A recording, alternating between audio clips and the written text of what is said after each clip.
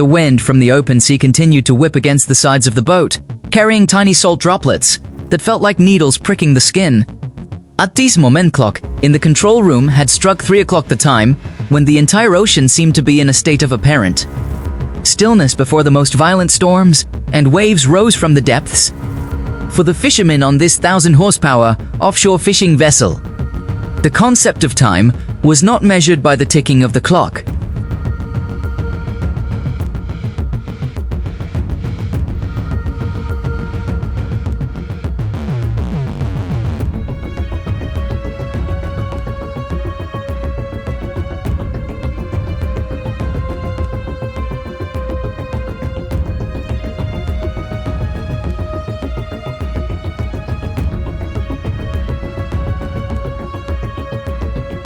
Beneath the waves, the grasshopper-like rope woven from millions of super-strong threads capable of withstanding hundreds of tons of tension was being pulled up from the depths. The sea tonight was not calm. It churned incessantly, as if trying to hold on to the silver treasure that humans were vying to claim from its grasp. High-powered lights hanging along the ship's sides swept back and forth across the water's surface, splitting the white-crested waves into mottled streaks of light and shadow.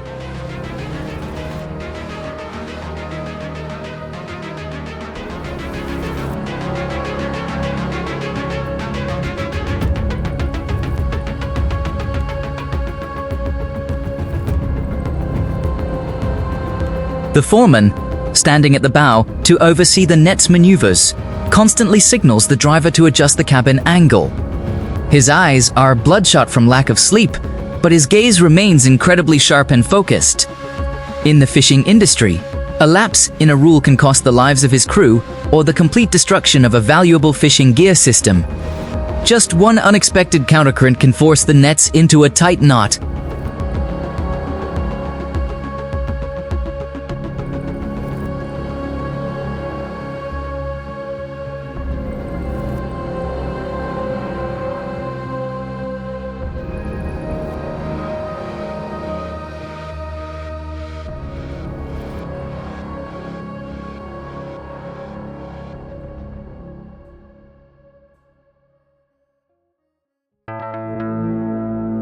The loudspeaker from the driver blared, powerful and urgent.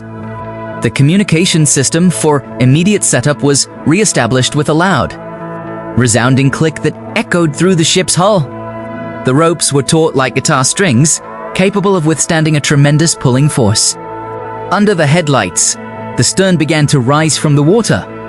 It was a peculiar, viscous, and mobile mass, constantly causing a frenzy.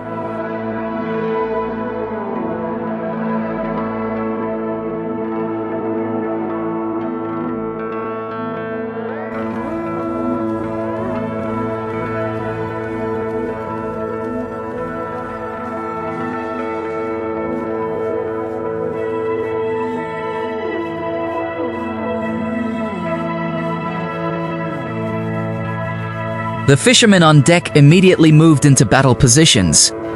Their bodies leaned forward, their legs spread wide, gripping the slippery steel deck covered in fish and sea foam. They used long iron hooks to secure the corners of the nets, preventing them from swaying too violently with the waves.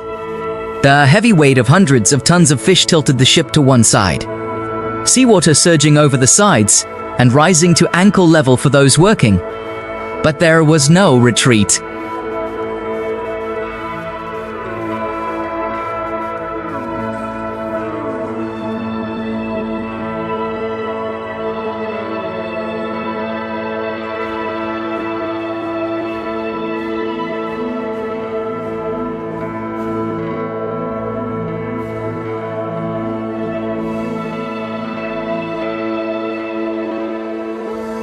The instincts of these sea-loving men surged stronger than ever as they made this decision. Every muscle, every tendon in their arms tensed under the pressure of the hot blood coursing through their veins. The chilling sound of the night wind seemed to be pushed back by the warm breath of their intense vitality. Their sun-pockmarked faces flushed red under the high-powered lights, sweat mixing with the seawater that poured down, even their bright orange protective suits crouching.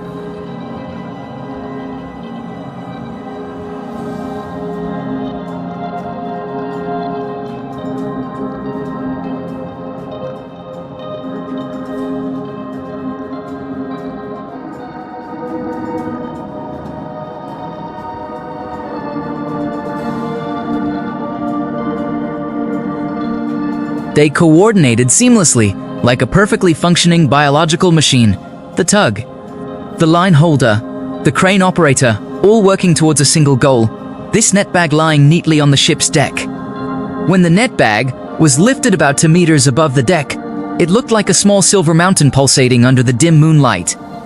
The force of the water and the strength of the fish squeezed the mesh of the nylon bag to its fullest extent, revealing patches of fiery blue skin underneath.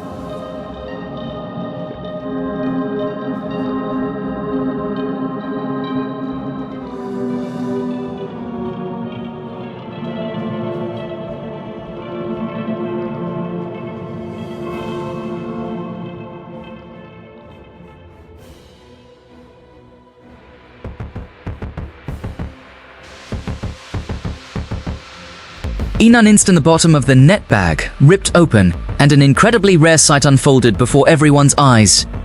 A silver waterfall cascaded down onto the deck with increased force. A resounding crash echoed as tons of fish fell from a height of 2 meters onto the thick iron deck. Fish spilled out into every nook and cranny, carrying with them bursts of water bubbles and the pungent, deep-sea smell.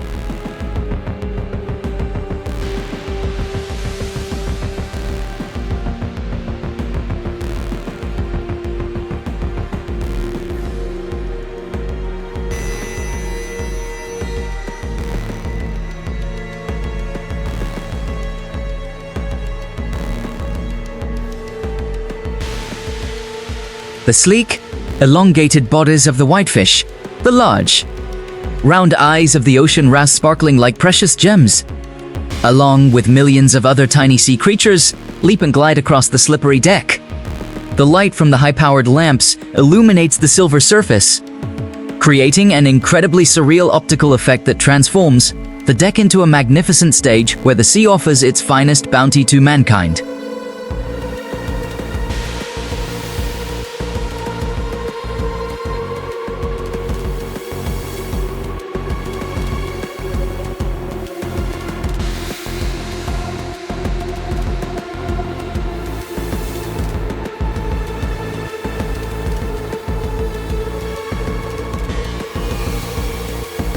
Under the influence of the warm offshore air temperature and the impending bright sunshine, the quality of the fish would deteriorate rapidly if not managed immediately. The freezer hatch's steel doors, leading deep into the ship, had been opened beforehand. Cold air from the central refrigeration system billowed out through the hatches, creating a hazy, white mist that enveloped the work area, a stark contrast to the stifling heat of the sun-drenched, windy, and foul-smelling deck.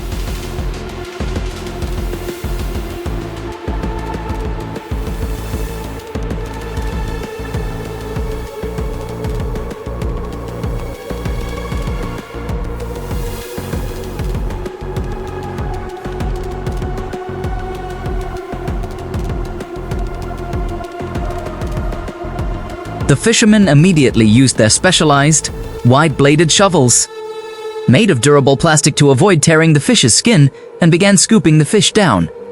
Each swordfish, one after another, slid along the slippery deck surface before hurtling down into the dark hold below.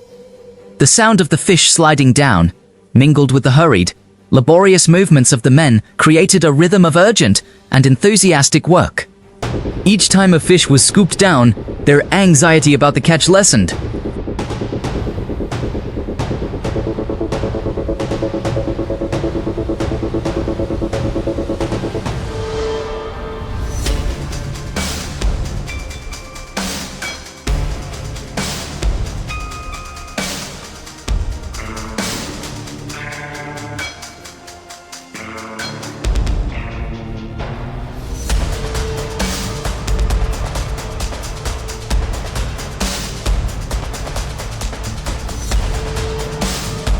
The fishermen immediately used their specialized, wide-bladed shovels, made of durable plastic to avoid tearing the fish's skin, and began scooping the fish down into the depths. Each swordfish, one after another, slid along the slippery deck surface before hurtling down into the dark hold below. The sound of the fish sliding down, mingled with the hurried, laborious movements of the men, created a rhythm of urgent and enthusiastic work.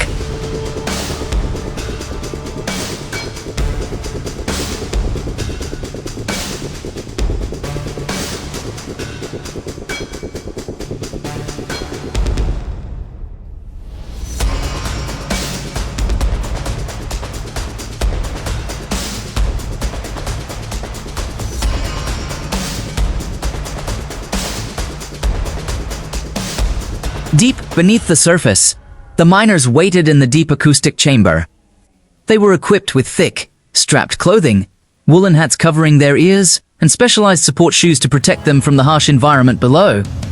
When the first schools of fish came down, like hailstones, they immediately began the task of evenly distributing the fish across the surface. The work demanded extreme precision and speed. For every layer of lean fish spread out, a layer of crushed ice.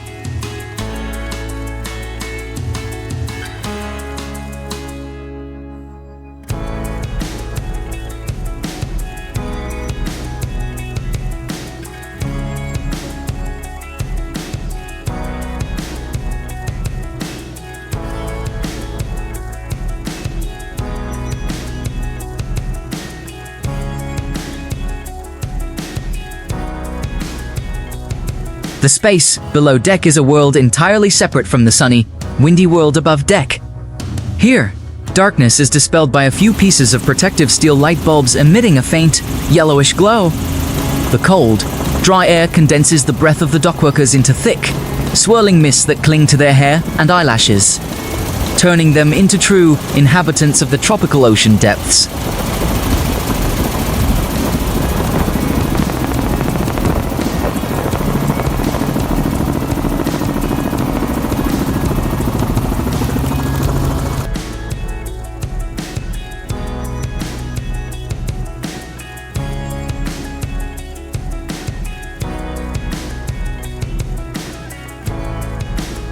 The miners must move with extreme caution across the slippery surface of icy rocks and fresh fish. Every step must be calculated to avoid slipping into the sharp edges of the metal partitions or the steel-hard fins that could strike their limbs. Yet, in the eyes of these fishermen, there is no sign of fear or fatigue. Instead, there is a heightened concentration and a quiet, yet diminished, architectural delight.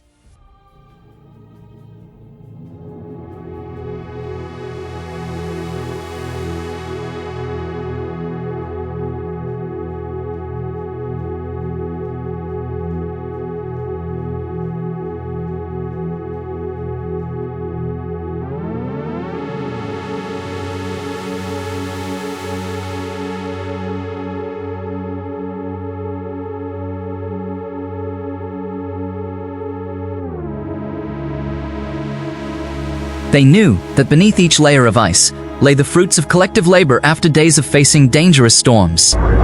It represented the comfortable lives of their families on land, the classrooms for their children, and the sturdy roofs repaired to withstand future storms. Each shovelful of ice, each neatly arranged fish, was a powerful affirmation of their strength, reinforcing their resolve and determination to conquer nature.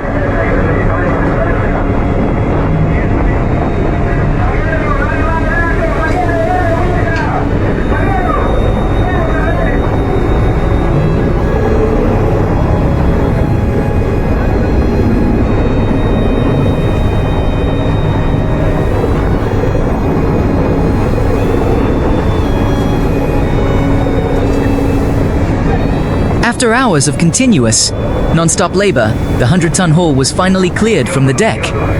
The last of the fish had slid deep into the dark hold, leaving behind a bare deck but marked with fish tracks and discarded debris under the lights. The high-pressure water jets were immediately activated to scrub the deck clean. Powerful jets of seawater swept away all traces of the recent battle.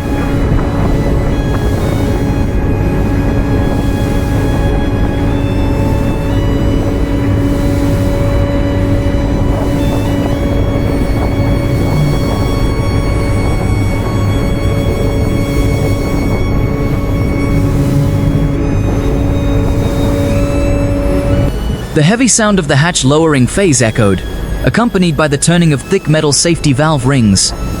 Everything was perfectly completed. The ship's fully functional cooling system began operating at full capacity. The steady hum of the compressors, replacing the previous rumble of the hydraulic system. The ship regained its balance, no longer sliding sideways, but gliding across the early morning waves.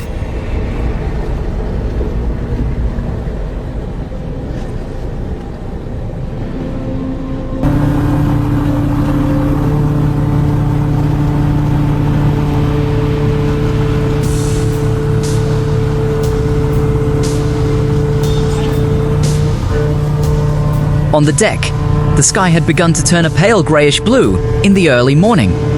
The first rays of dawn split the distant horizon, casting a warm orange-yellow hue on the white-crested waves and on the tired but radiant faces of the fishermen.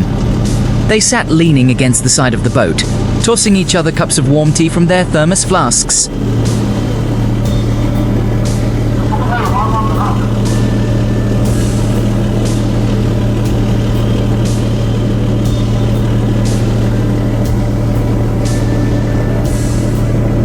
The early morning's rosy light not only dispelled the darkness of the deep night, but also revealed the magnificent spectacle of a silent construction site on the vast ocean. The ship now resembled a small island rising amidst the gentle waves, where every human activity and breath was intertwined with the rhythm of the sea. After hold number 4 was securely locked, the deck was temporarily restored to its natural state, but the bustling atmosphere never ceased.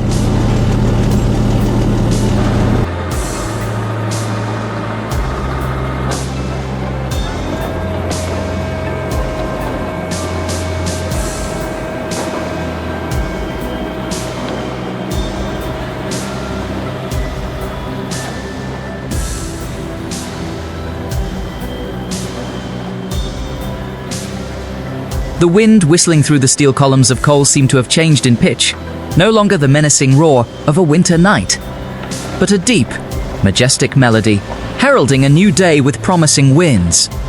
The dust-covered, weather-beaten fishermen began cleaning up their auxiliary equipment. The ultra-durable conveyor belts, after carrying hundreds of tons of fish, would now be coiled into perfect concentric circles on the ship.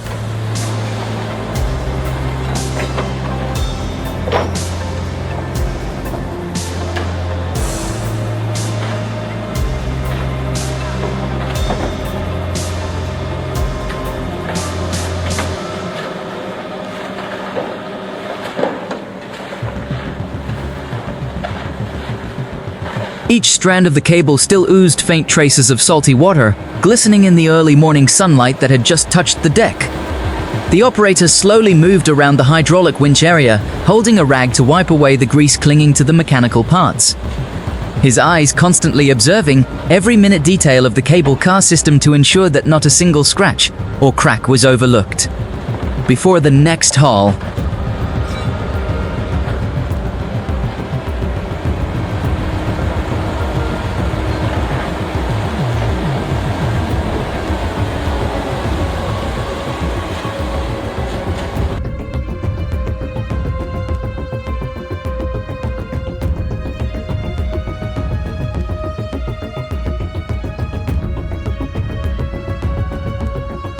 at the back of the boat, 2 young fishermen were inspecting the recently recovered trawl net.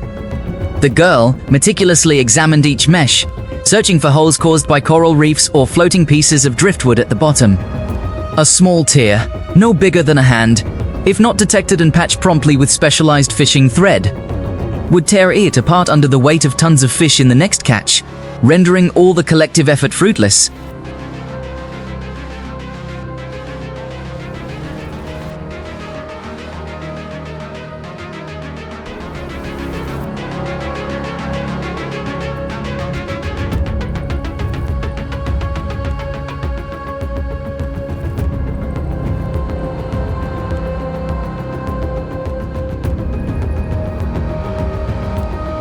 While the deck was being cleaned and prepared for new challenges.